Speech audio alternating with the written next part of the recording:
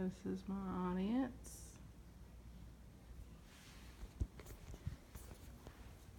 Hey, my name is Olivia. I'm going to be doing my informative speech tonight. I'm going to be doing that about Cleopatra. She was born in Alexandria, Egypt, to Ptolemy the 12th, and his wife, which was his sister.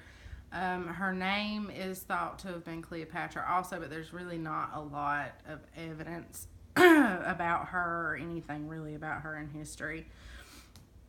Ptolemy the 12th died when Cleopatra was 18 years old. So she in turn took the throne at 18 along with her 10-year-old brother Ptolemy the 13th. They were also married at the time.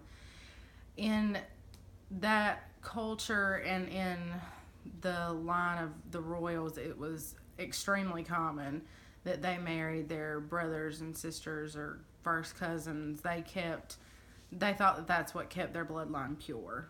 And they wanted to make sure that they were all of pure bloodline. When shortly after Cleopatra and her brother were married, a couple years after, she fled from him. She was wanting the throne for herself, but he was trying to assassinate her, so she fled to Syria, and where she got an army to come back with her to Egypt and overthrow her brother, which she succeeded. Ptolemy the 13th, he died in the Nile River. He drowned after the war. She, after that, married her second brother, but shortly after they were married, she had him murdered.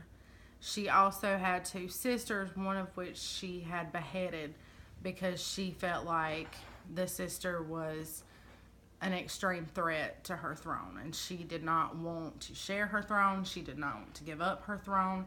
The other sister she had exiled. She didn't see her as that much of a threat as she did the other sister.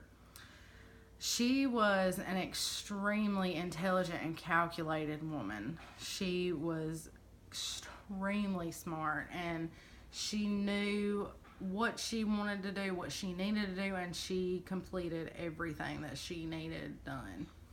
She met Caesar when he was in Egypt, and they, by all accounts, fell in love. They had a son, Caesarion, and Caesar never claimed him as his own son.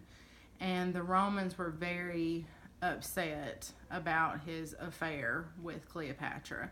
Caesar was married at the time, and Cleopatra ended up moving to Rome with Caesar and their son. He erected several statues in her honor, and the Romans were extremely, extremely angry about this. They felt like he was parading his mistress and his illegitimate child in front of everyone and disrespecting his wife. So Octavian orchestrated Caesar's murder. He was stabbed to death. And Cleopatra, of course, was in Rome when this happened, and so she fled back to Egypt. Thereafter, she met Mark Antony, and Mark Antony and Caesar were very close. Mark Antony and Cleopatra fell in love, and they had 3 children, 2 of which were twins, Alexander Helios, which means the sun, and Cleopatra Selene, which means the moon.